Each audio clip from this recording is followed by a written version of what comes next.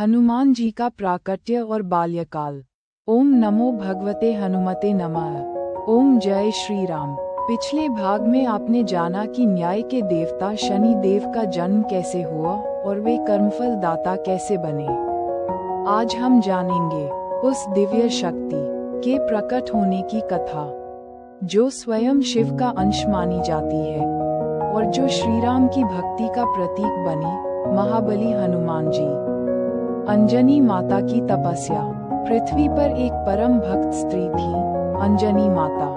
वे वर्षों तक घोर तपस्या करती रहीं। उनकी एक ही कामना थी, उन्हें ऐसा पुत्र प्राप्त हो जो ईश्वर भक्ति में श्रेष्ठ हो।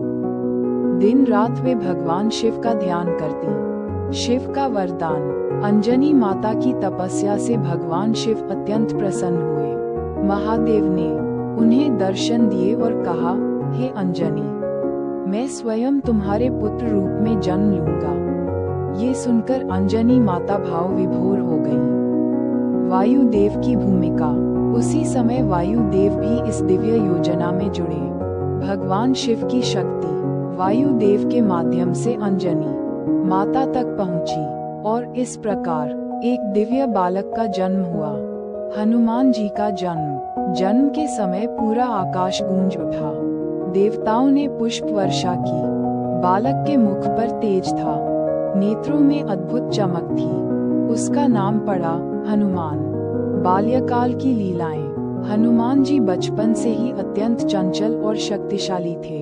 एक दिन उन्होंने उगते हुए सूर्य को लाल फल समझ लिया और आकाश में उड़कर सूर्य को पकड़ने चल पड़े। देवताओं की चिंता। देवता भयभीत हो गए। इंद्रदेव ने अपने वज्र से प्रहार किया।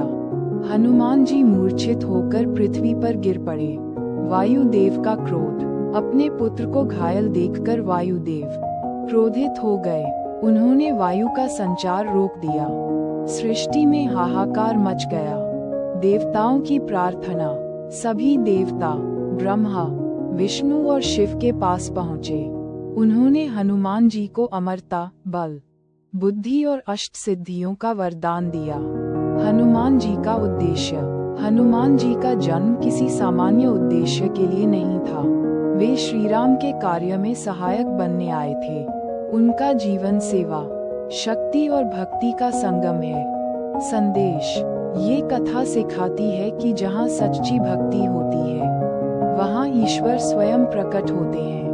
हनुमान जी भक्ति की पराकाष्ठा है। समापन। अगले भाग में हम जानेंगे शनि देव और हनुमान जी की दिव्य भेंट और वह वरदान जो आज भी भक्तों की रक्षा करता है।